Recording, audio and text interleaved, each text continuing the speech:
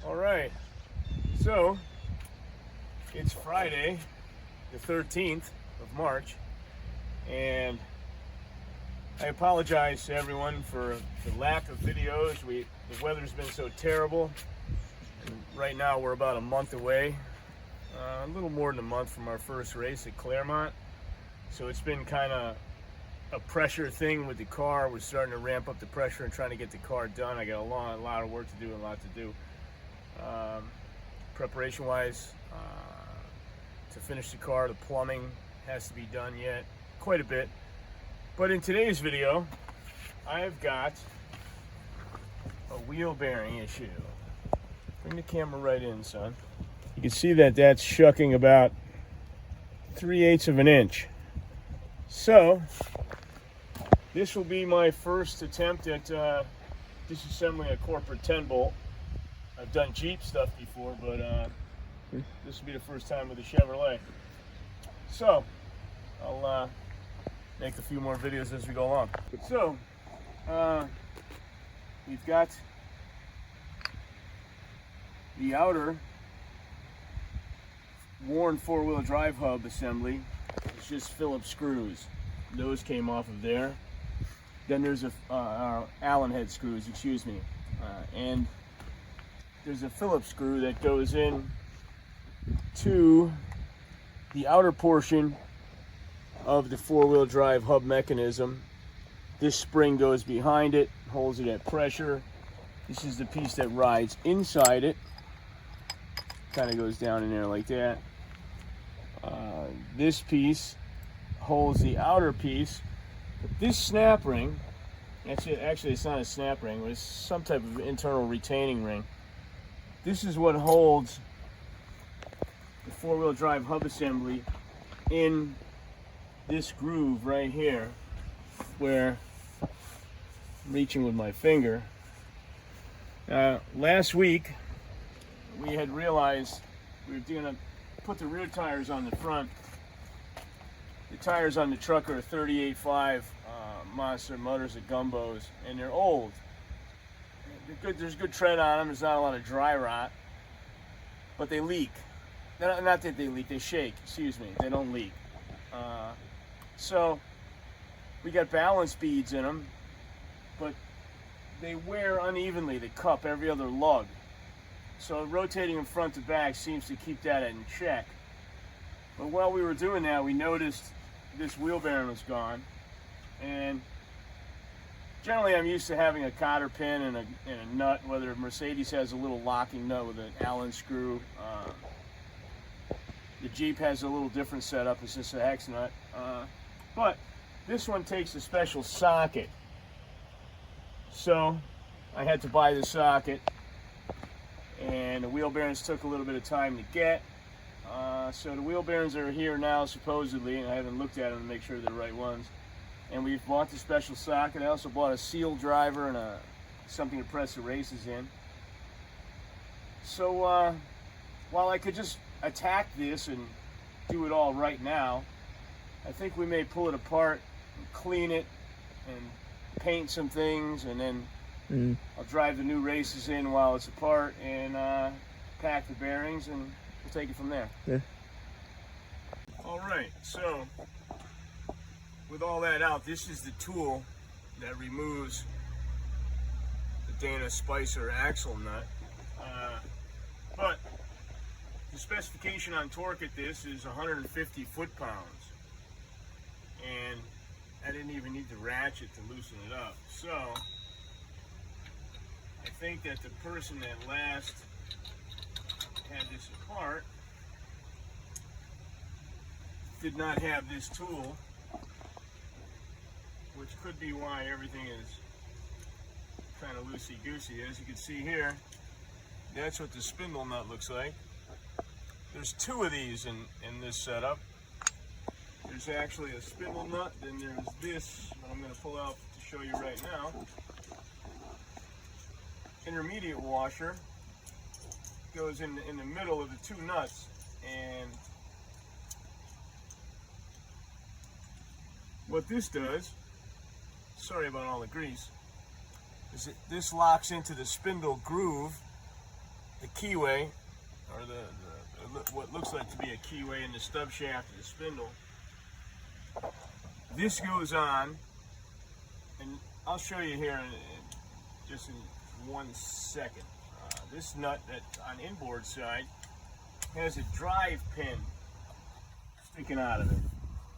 So that washer slips over that groove, and that's loose. That had zero tension. So I might have been able to get away with just repacking these and resetting the preload, but I figure to be safe, we'll put bearings on both sides in the front, and while we're in there, we'll take a look at everything else. There's the inner one. And this little drive lug right here, this is what captures this washer. So this slides over the stub shaft in what appears to be a key slot, and then you figure out your torque, and you back your primary nut off until one of these lines up perfectly. And if you flip this washer, these holes are not concentric. So when you flip it over, it orientates it a little different. So you figure out which way it goes, you figure out which way is closest. Torque specification on that nut, once it's all back together and new, you run it up with a foot-pound torque wrench to 50 pounds while you're rotating this hub to seat the bearing. Then you back it off 90 degrees of a turn, you rotate it a few more times, and you bring it back to 35 foot-pounds. From there, wherever that drive lug sits at 35 foot-pounds, you figure out your closest hole by rotating that, flipping that back and forth. You want to loosen from your 35 foot-pounds. 35 would be optimum. We don't know if the holes are going to fall in. We may have to crack it back maybe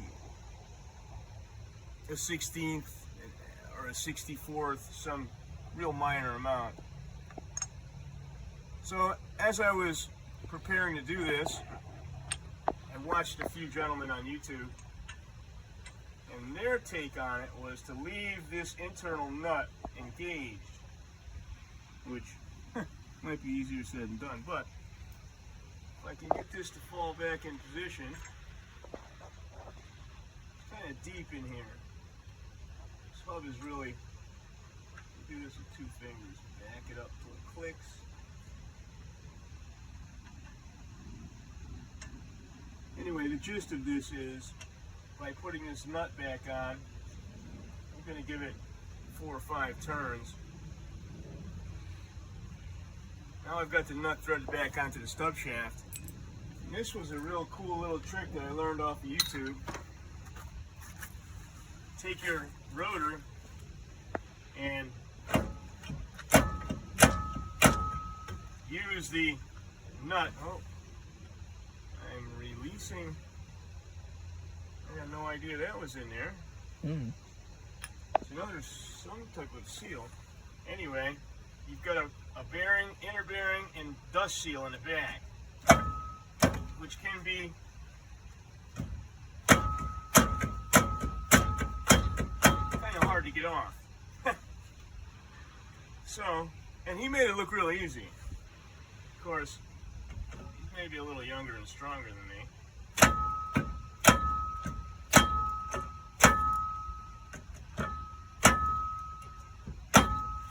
That's not the best idea.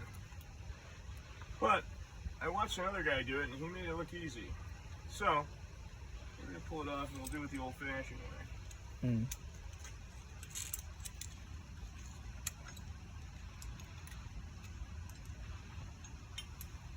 Okay, you can cut it. Ready? Yep. Okay, so this is what the parts array that comes out of there looks like.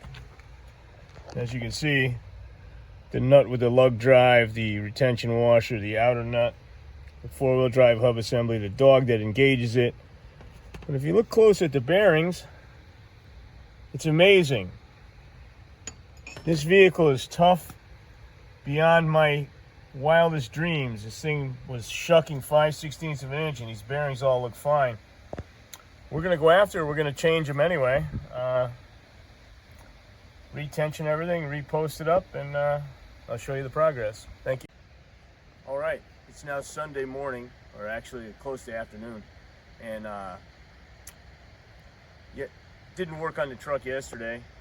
I had to go to work on the racing car and the racing team in Massachusetts. And this morning, we're going to be applying some heat to sweat this hub to grow its diameter just slightly. The bearing races are in the freezer, and we have an installation sleeve, but with freezing the one side of the bearing and heating the hub, the whole thing of putting the threaded rod through and all that it's not really needed. You almost can just tap this in very lightly and the bearing will seat. So that's the process we're going to start with, and once I have the races in, I'm going to apply a little bit of rust corrosive to it, put it in front of the heater and let it cook a little bit while I pack the bearings, and we'll make a little video showing exactly how I do bearings. It's kind of something my brother taught me when I was 7 or 8 years old, how to pack a bearing. And so we're going to make a little bit more video. Yesterday we went to work on the racing car, and we had some responsibilities in the shop. So we got through that, and today's we're back at it. I did, my partner and our other driver in the team sent me a picture. There was a picture taken of the car I'm working on for me to drive with the body on it, and the pieces are kind of hung on it. So I'll share that as well, and keep you posted.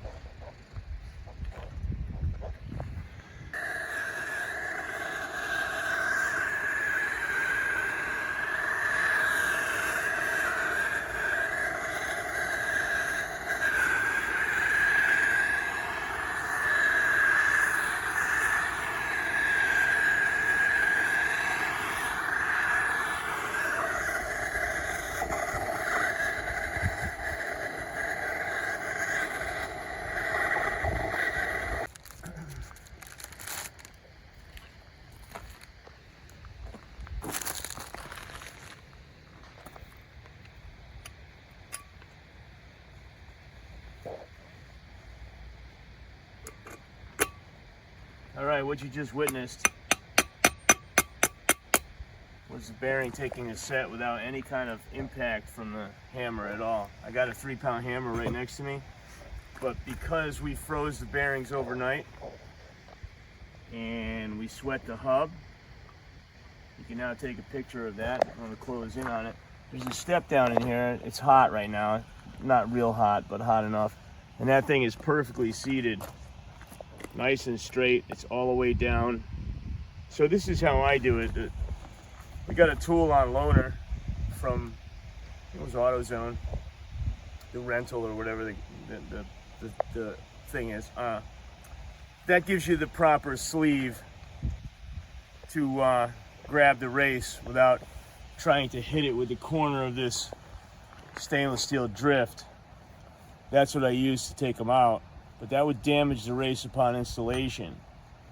So all I did was, well, you actually watch, you set this down on there, give it a little bit of a, I didn't even have to hit it with anything. You can tell the difference when you're driving a race in. When it seats at the bottom step, it makes a different sound. It becomes a thud instead of a ringing sound. So that's what we were after. Can you take that in and find? So now we're on to the front side, and same situation, only it's a little bit of a deeper hole, which is why I brought the drift out. I could do this with the piece that pulls it through, but in the kit they have, these things are perfect size to catch the flange. And I don't really like to put any kind of a piece of all thread and start jacking on it, because I can kind of feel this with my hands. And once this thing is hot enough and I set that bearing in there, it won't take much more than the weight of this to get that to set down. This is the front side bearing. As I had showed you, the rear was clean. Also was the front. I'm seeing a little evidence of a, but you can't feel any step there or anything. It's just a discoloration, which is, these bearings are in amazing condition for what they were going through. A testament to the toughness of this piece of equipment. It's just been fantastic. So now we're going to heat the front side, and we'll drop the front race in. Then I'm going to apply a little bit of corrosive coating to this, probably some farm implement. I like Kubota orange, but I think we're going to go with red this time because, I don't know, the truck's turning into a tutti frutti. I really do like the OD green and black, but I like my parts to be clean. Clean and shiny and everything OD green's not supposed to be. There's no wind inside the hole of this hub, so the object is to kind of keep the heat moving and sweat the hub evenly. And to all those metallurgists out there that say this is a bad practice, my response is that you can see the heat that's generated through this hub. This little bit of heat on it's not going to do any damage whatsoever.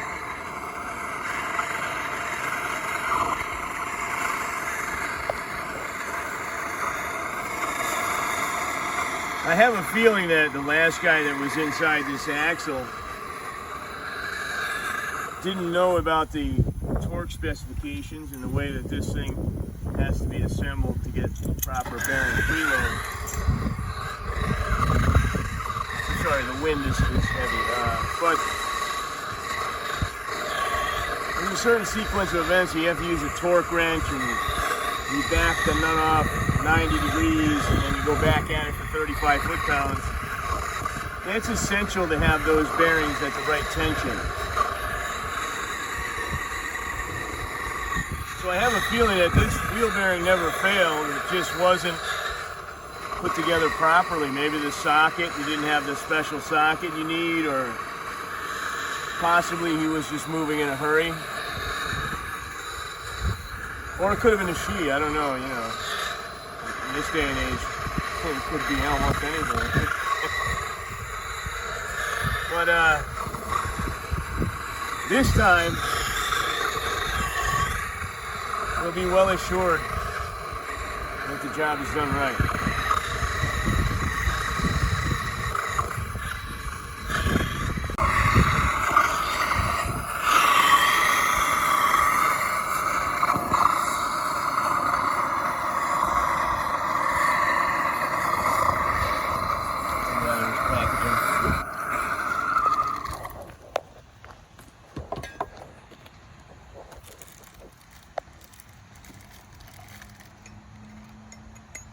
Okay, hold on. Set this in there like this. The bearing has already started to drop down into its proper location without me doing anything to it. You can see this isn't requiring a lot of force whatsoever. A lot of guys will use a press.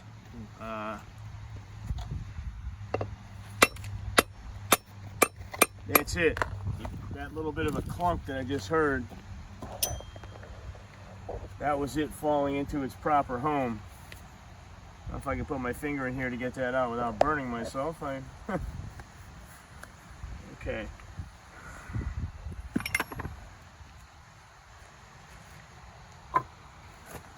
That's it. In my opinion, that's the easy way. I know those are fully seated and ready to go. That's the one that came out of the brand new packaging, right? Mm-hmm. Yeah. It's got maybe a little. Yeah, that's nice. It'll be okay. Okay, so as I was saying before, I like Kubota orange. But generally, I would rather use something like that with a chemical hardener.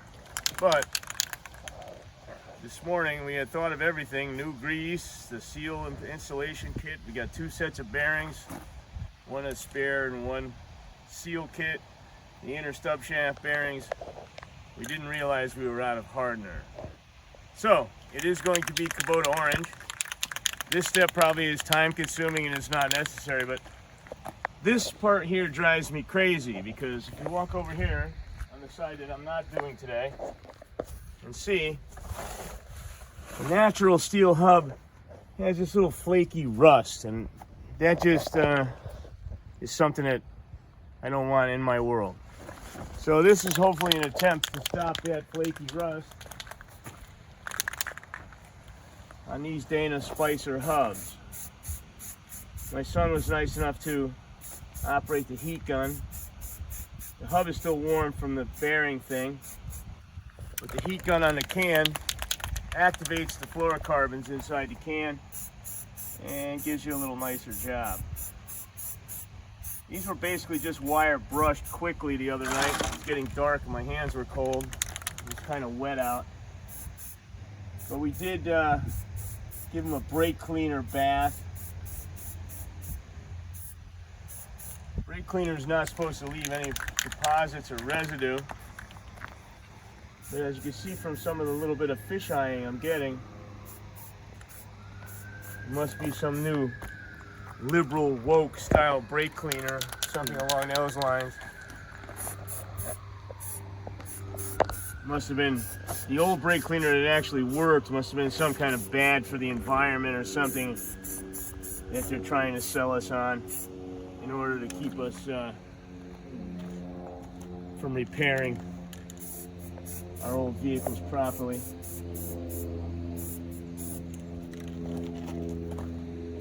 Yeah, it's fish-eyed. To add to my frustrations, it's okay. We're just gonna keep it a bit warm.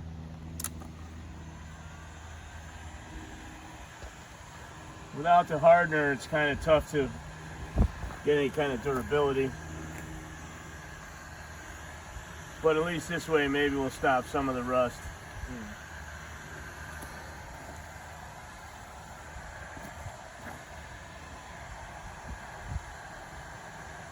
If I continue, I'm going to run it. I like to keep it thick enough to bury that little bit of... I've already run it there, you can see. Yeah.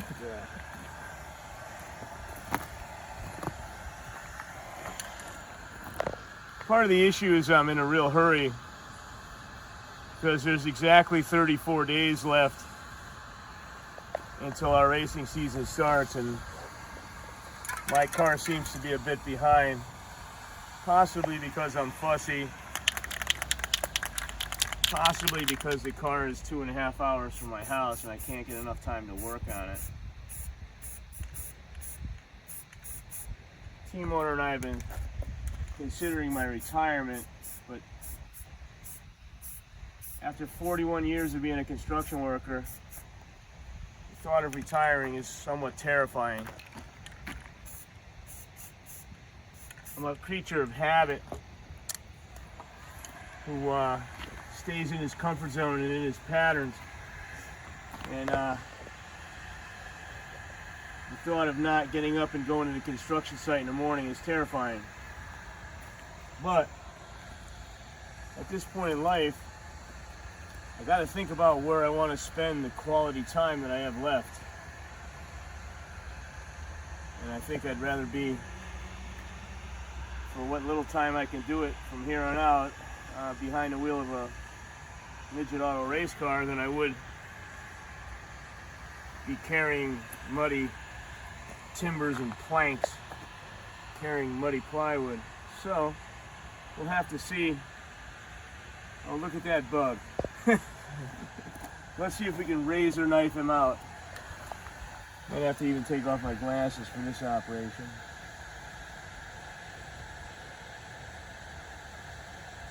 The hand is shaking as if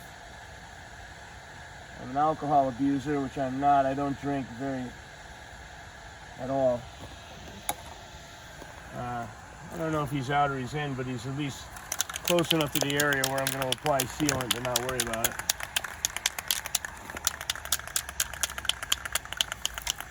Still got a little bit of orange peel in some areas and fish eyes and things, but Maybe we'll have a little less rust this way.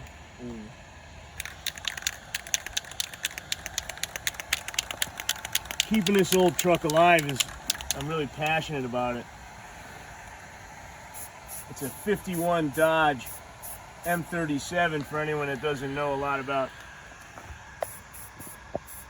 old junk, but it was meant as a vehicle of war, which means that there is no subscriptions or touch screens, or I don't think they were too worried about EPA regulations back in the day. So, having something that was engineered to endure the Korean conflict was a little bit more to my liking than driving a cell phone with wheels stuck on it.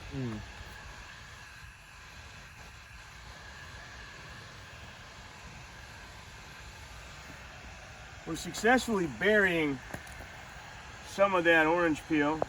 Hopefully it'll give us some rust prevention. Of course, I'd love to have some type of billet, aluminum or titanium front hubs. I don't know if they make those, but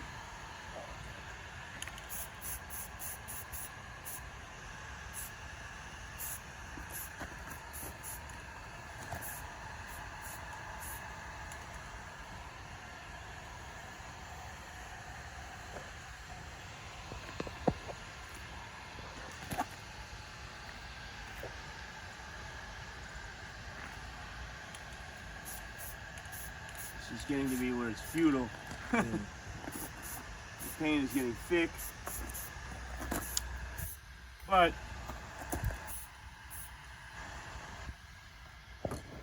can't always have powder coat results when you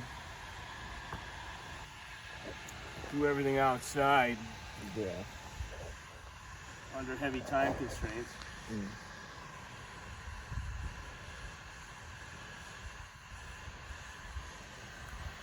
So yeah, I think that's about what it's going to be.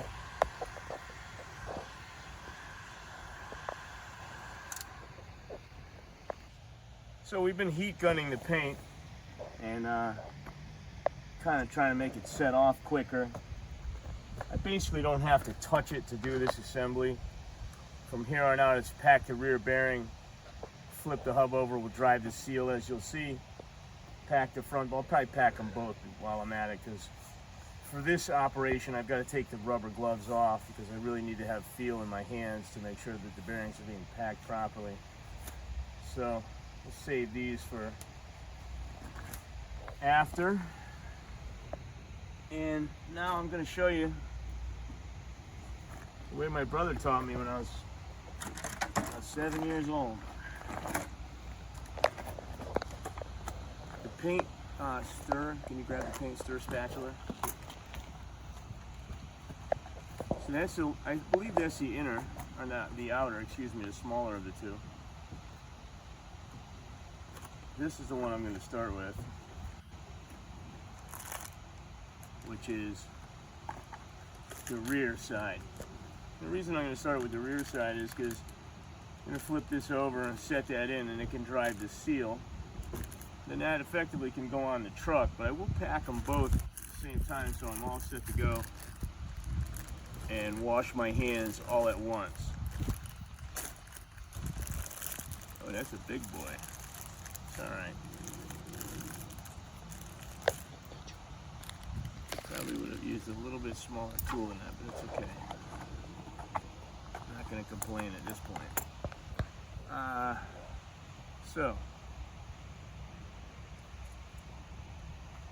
Oh, we've got green grease today. We've had red flavor. Back years ago on a construction site I was on, they were throwing away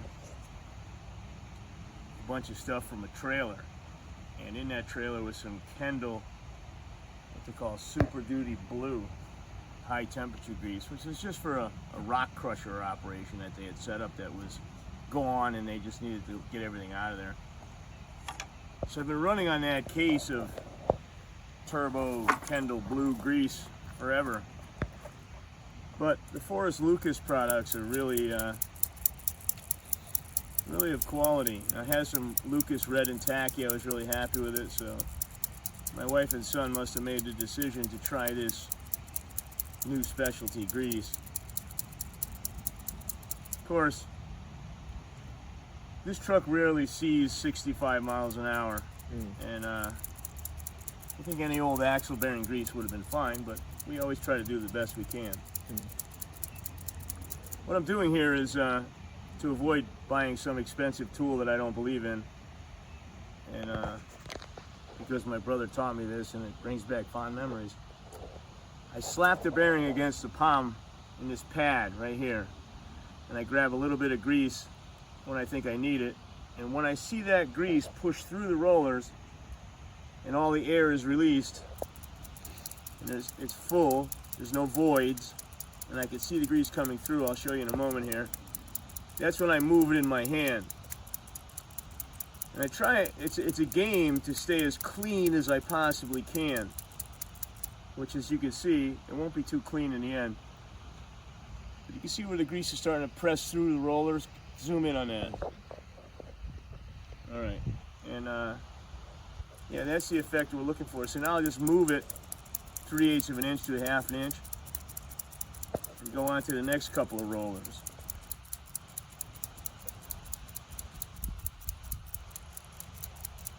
The rear one I start with usually because I like to slide the hub on, and two, it's bigger and it's harder to do. The smaller one goes a little quicker. So my arthritic hands, by the time I'm done with the big one, will be knotted up pretty good.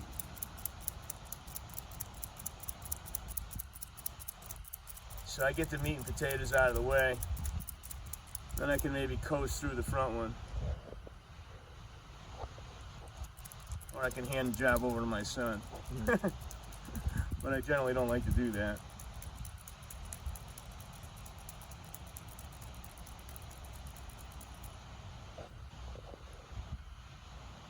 Pretty soon I've got to take one finger and wipe this grease out of the inner ring. That's where it starts to get messy. I can kind of control it up until the grease starts going through the bearing, and or I have to use other fingers. You can see there I'm coming through it I've got about 1/3 of the bearing pretty good. Let me go a little more just to make sure.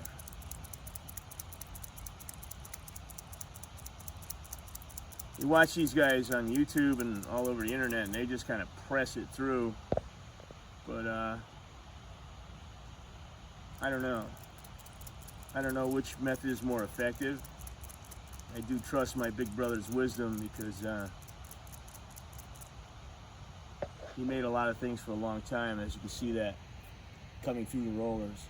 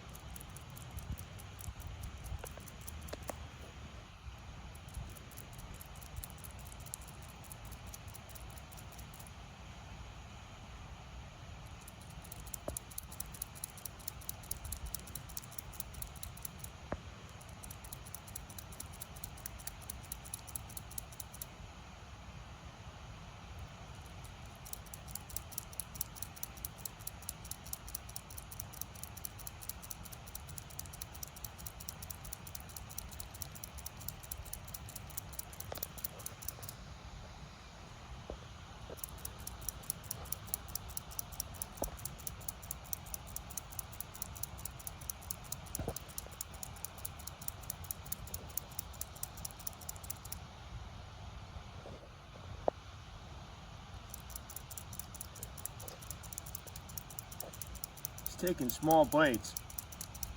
If I was to advance into the grease, the mess would not be controlled.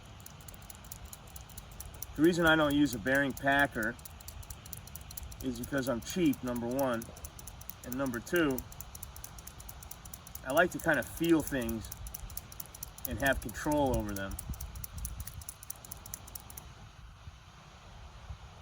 I know some of you guys that have Packers are probably going to tell me that I'm nuts and the Packer is easier and does a more quality job. But I don't know because I never had one.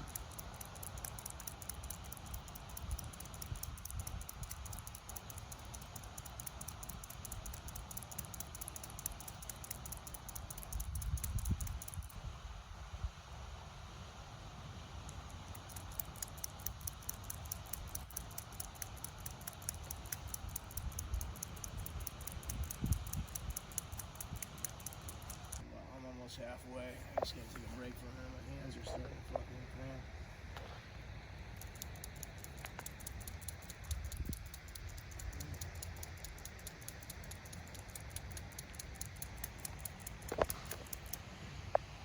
cramp. I almost dropped the bear and that would have been suicide. My hand is asleep. Completely asleep. I can't feel my fingers. Yeah.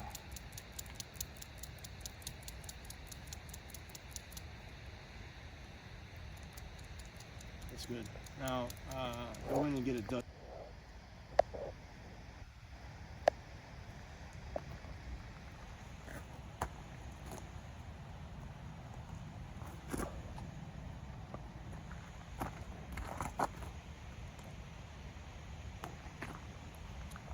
I generally will pack this excess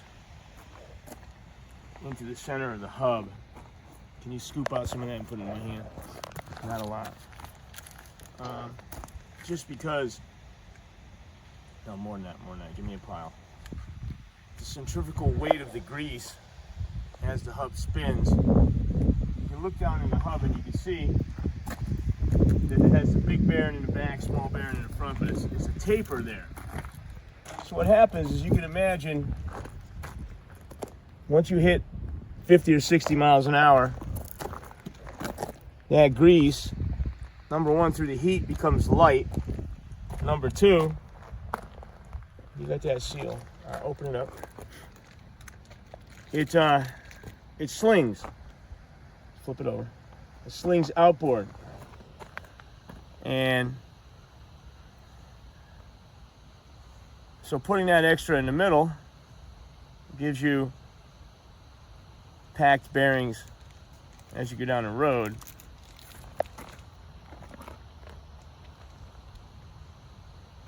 The laws of thermodynamics and vehicle dynamics dictate, and the grease slings out and helps the bearing survive. Any chance I have of giving this thing a little extra life,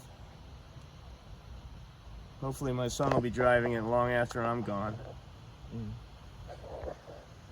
When you say like that, like ready to poison my soup. No.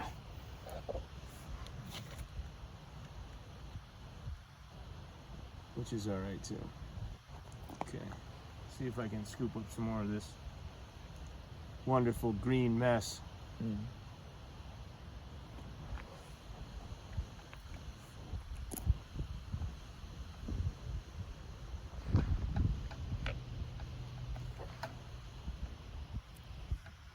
Here my Jeepster over there is crying for attention. A loyal and dedicated soldier to me for years of tunneling and mining and working at different places, and that thing carried me through. We bought this truck last year with the idea that I was turning into a diesel mechanic, but the world had different ideas for me at the time. I guess I'm a little too old to change careers from what I was told. So we're going to be happy to stay an amateur level. Yeah, can you give me the white one's fine, either one. The red one is sturdier. That's fine, either one. See, like I was saying, the world had another idea. Oh, good thing I didn't carry on with this. See what I just did here? I'm going to have to edit that out. Put that, do you imagine I stuck that in there with the bearing out on the bench? What the heck? Alright. We actually could put that in and have a few laughs, but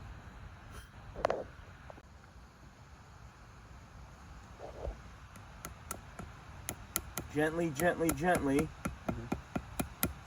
Would never want to warp or distort any of this sheet metal, which as you can see I got perfect, but because if that dust seal runs out of line, that also will affect how long the repair is going to last.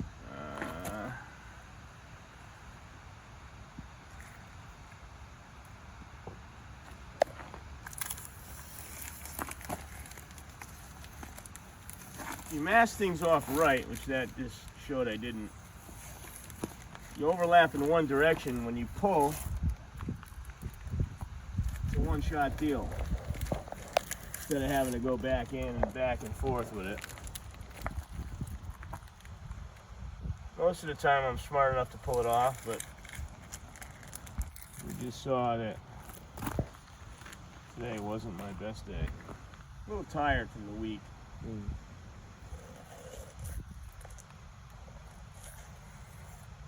That old age comes, that fatigue comes soon, you know?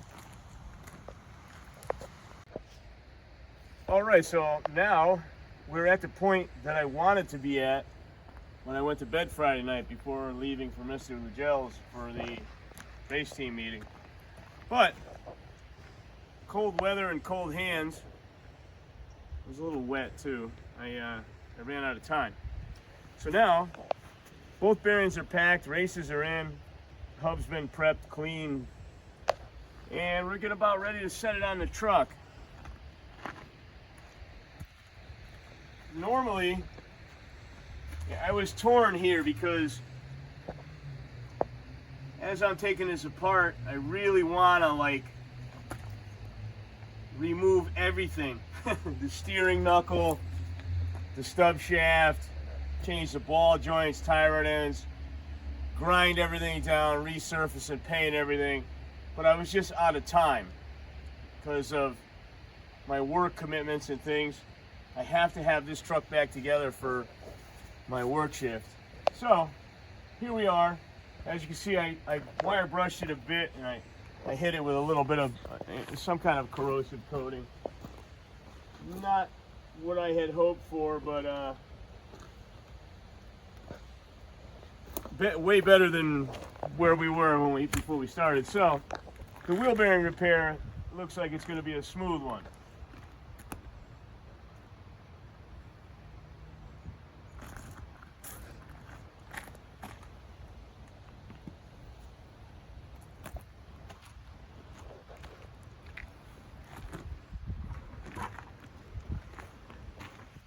You'll have to forgive me. We work with wooden blocks and buckets and rudimentary things that we get for free.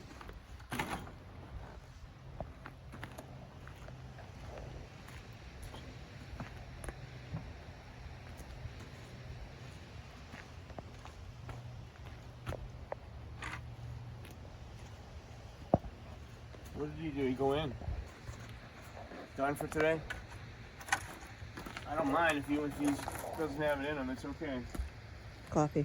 Oh, that's fine. Now, I'm going to try, I think, we're ready for the bearing next. Absolutely. No way to do this without getting greasy hands. Absolutely not. Maybe I can just get grease on the one.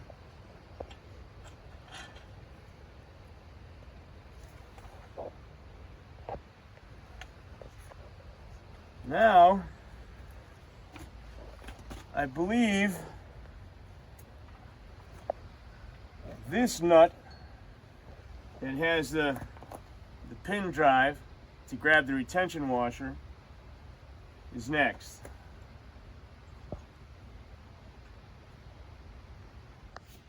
All right, so now this is where the little bit of technology comes in. When I took this apart, I didn't even need the ratchet to pull this apart. It was loose, and I have the feeling that whoever was doing this job didn't have the tool or didn't know the sequence of events. So it's a matter of like spinning the hub, and torquing it at the same time to try and get the bearing to seat properly. So what we're going to do now is set this to 50 foot-pounds. There's our foot-pound indication. This is my son's torque wrench, and to my surprise, he did the right thing and he totally unloaded the torque value of the wrench when he put it away. Mind you, I didn't teach him that, so tech school was good for something. 1, 2, 3, 4, 5. Eighth of a turn. 1, 2, 3, 4, 5. And that's 50 foot-pounds. So, at this point, they're saying torque the bearing to 50 foot-pounds, and then you want to back the bearing off 90 degrees, which we're just below the horizon, and 90 degrees. Now you spin again. 5, 4, 3, 2, 1. Now we're going to back our torque value back to 35 foot-pounds. I like to go a little bit beyond it. So there we are at 30, and we'll ramp it back to the 5, which is there. Now that's 35 foot-pounds. The socket, they make an expensive one that has a step and fits it properly, but I opted for the $13 socket. So it takes a little bit more motor skills than the other one, which is fine. Now to 35 foot-pounds. And again, 5, 4, 3, 2, 1. 35 foot-pounds. So, here's where the technical part comes in.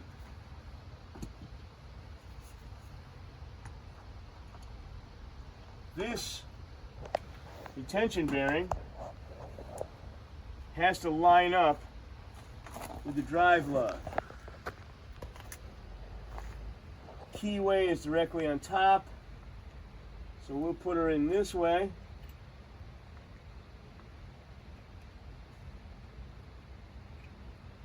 Can you grab my flashlight, Eric? I don't even know where our drive pin is at this point in the process. I should have recorded that. This has got to come out. Our drive pin is there. So let's rotate it 180 degrees, and we'll try it again. And our drive pin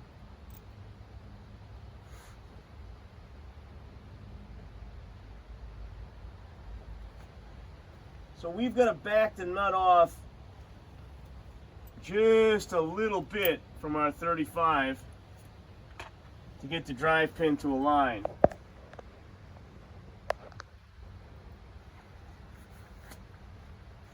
And here again, I can't work with those gloves.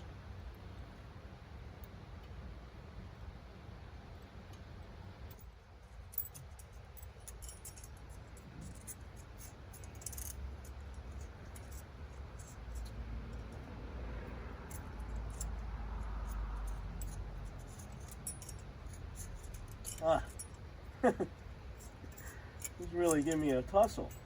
Okay, here it is. Think so? Think it's going to be that easy? So that's got to stay in that orientation. And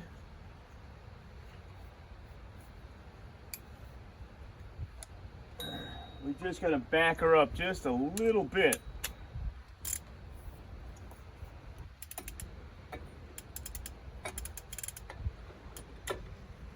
Maybe, oh boy, oh, too much. Too much, too much. Right there, maybe.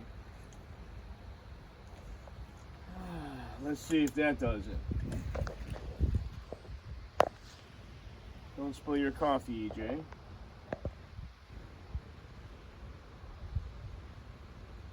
And keeping it in the same orientation.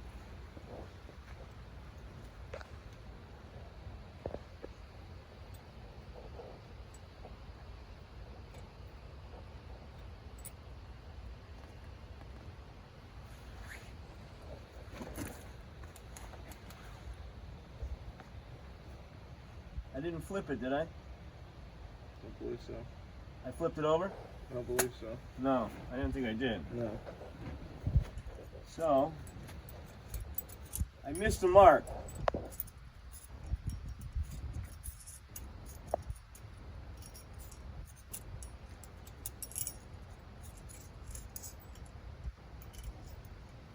I'm beginning to understand why that the person that did this the last time didn't have this torqued properly. Because, oh yeah, that's way out. It's not easy to have this thing line up unless you get lucky enough that it drops on for you.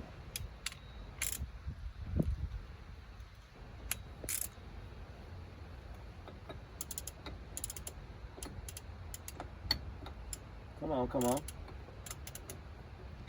Okay, so we got to go back. Yeah, let's go a little more. We were really close. Okay. Which way did it go? The radius side out or radius side in? Radius side out, I want to say. You're pretty good. Let's see where we're at now. Huh. We're nowhere in sight. Let's flip it and see what happens then. So this is radius side out. There's also a little P on it. I don't know what that P is. I probably should have paid attention to that earlier, where that was in location to the world. As you can see, that little indication, doesn't that look like a P? Yeah. So that was out, right? Yeah. So now we're going to flip it so that's in. We're going to try this again. Being a mechanic requires, bring the camera, let me have the camera for 1 second. I'm going to hopefully show you this. You can see that that drive pin is engaged right there. So that drive pin is what locates the nut from being able to spin off the spindle. As where a two-wheel drive vehicle has a cotter pin and a castellated nut. This is all new to me. I did the Jeep and it was a different situation in this. It had a regular hex nut and a retention washer that you had to bend over with a chisel. But this is a step ahead of that. And it's my first time being exposed to it.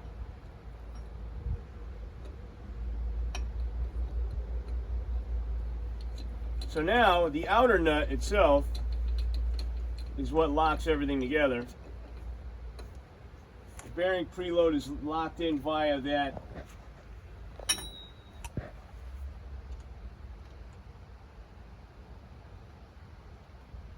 keyway in the stub shaft is holding that retention washer, and that physically cannot back off. So now they're saying they want 150 foot-pounds on this outer nut, which seems like a lot, doesn't it?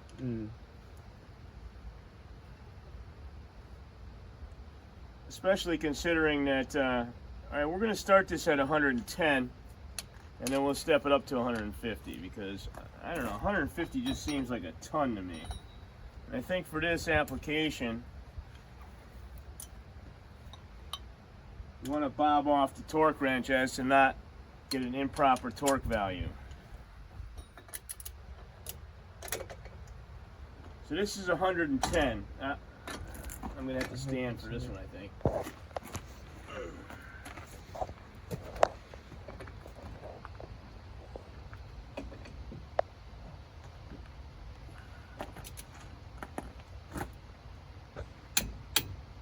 That's 110. Now we're gonna ramp it up a little more.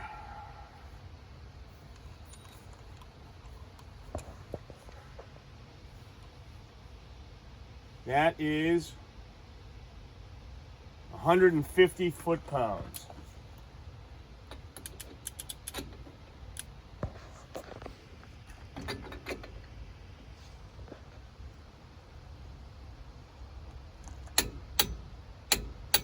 Wow. I can tell you that we were nowhere near that when I took this apart. Matter of fact, I didn't even need a wrench at all to back those nuts out. We stopped. We took it apart a week ago, my son and I, just because I felt it could be a little bit sloppy. At the time, we were running about 1/4 inch of shuck on the top of the wheel. This time, we waited a week, we got everything we needed, we got the bearings, we got the tools. It was about 5/16 of an inch. So it gained a little bit throughout the week. I don't want to say I can feel it, but I'm kind of in tune with this truck, and when something's a little off, I definitely can feel it.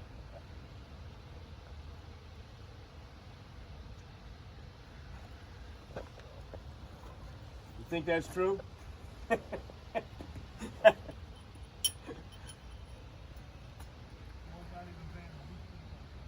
Huh? Was not even paying the least bit of attention.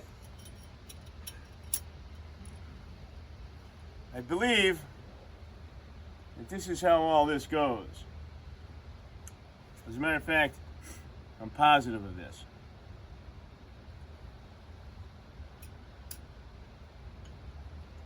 That is the 4-wheel drive engagement hub.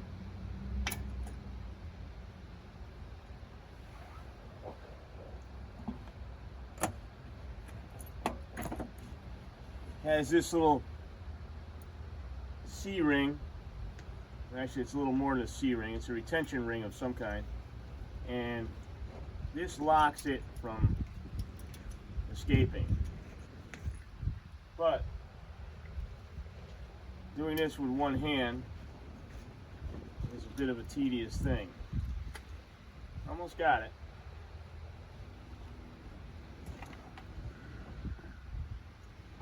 I'm using my O-ring pick,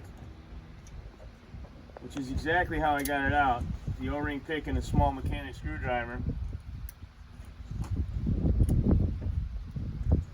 Once it's in the groove, I generally like to make sure it's set. When we first took this apart, I didn't know exactly what was holding this in. I took the Allen screw out, said to my son, what is holding that thing on there? And we didn't have the bearings or the pieces to redo the job, so we stopped. Because I was going to wash it with brake cleaner and brush it and see if I could see evidence of a snap ring in here, and I had no idea. That C-ring was buried under a layer of grease. I ended up using the resource of the YouTube video to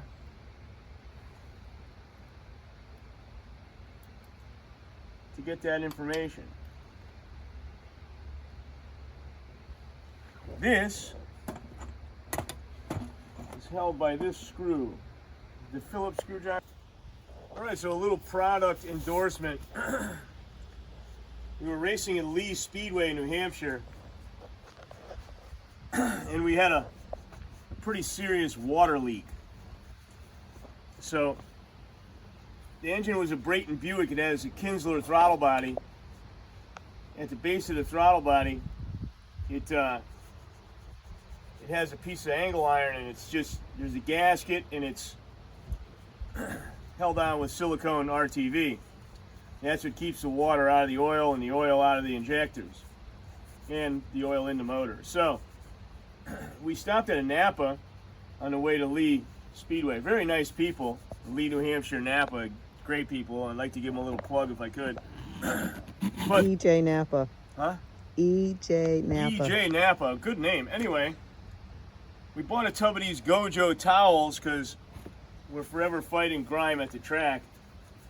And what I discovered was on the aluminum engine block and the aluminum pieces, magnesium injector housing, that these Gojo hand wipes remove dried silicone RTV. And for anyone who's ever fought with a razor blade, Scotch-Brite, brake cleaner, to try and get silicone RTV off, these simply break it down. I've never encountered anything else that breaks them down quite like this. So that's my shameless little plug for the Gojo hand wipes. We're not affiliated with them in any way, shape, or form, by the way. I just thought I would add it in there because maybe sooner or later some of you will reap the benefits of that knowledge.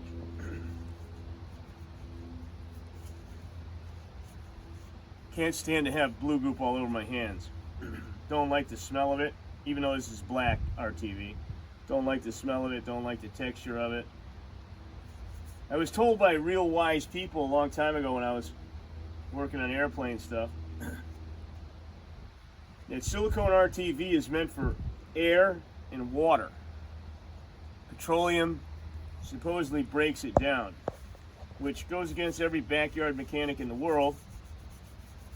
But one time when we were racing a quad 4 car, a piece of silicone that was squeezed in between the engine block and the oil pan broke off, circulated through the engine, and clogged an oil galley.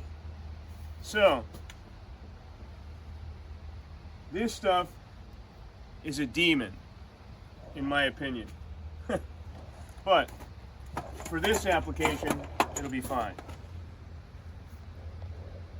It really can't do any damage here.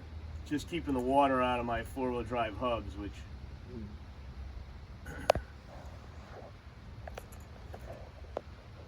here again, there's grease on one side, but what we're keeping out is water.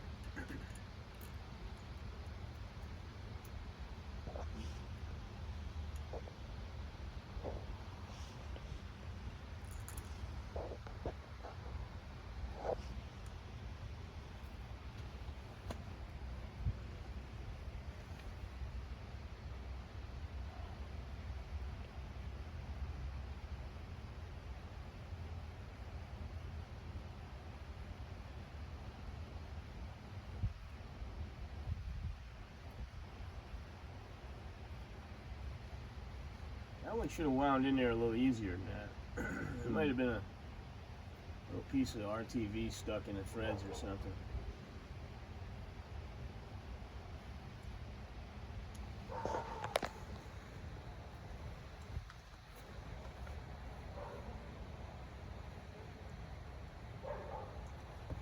Ah.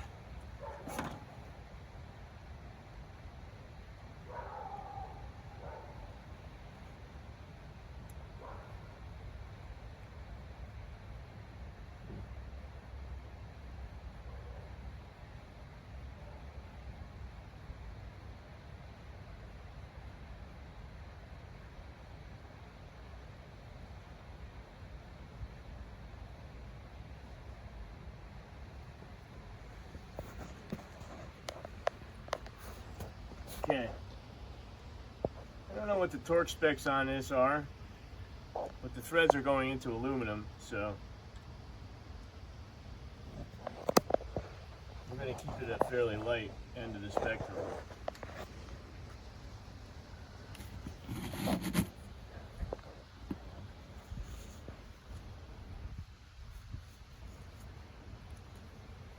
Try and clean the mess up a little bit now.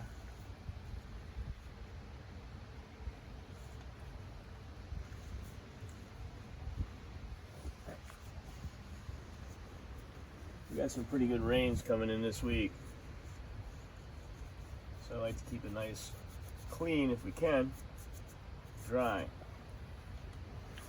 All right. So that's the wheel bearings. I'm just going to snap the brake caliper back on and we'll put the wheel on it and this job will be complete. This is the part where I get anti-seize all over my hands. It's these are the caliper slide bolts. And I think that it's kind of important that these go in smooth and allow things to move.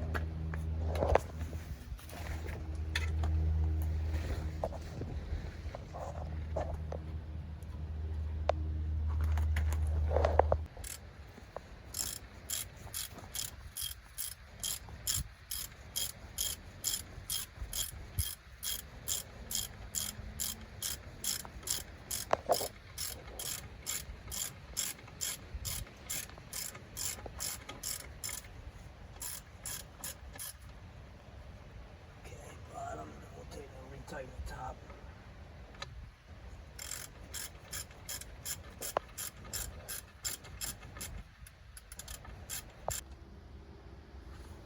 All right. So she's all back together, and lugs are torqued to 90.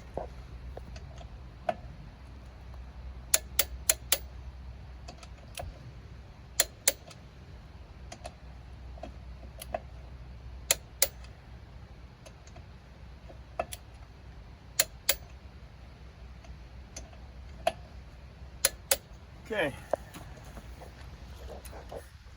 that's what it looks like in the finished product. One side anyway.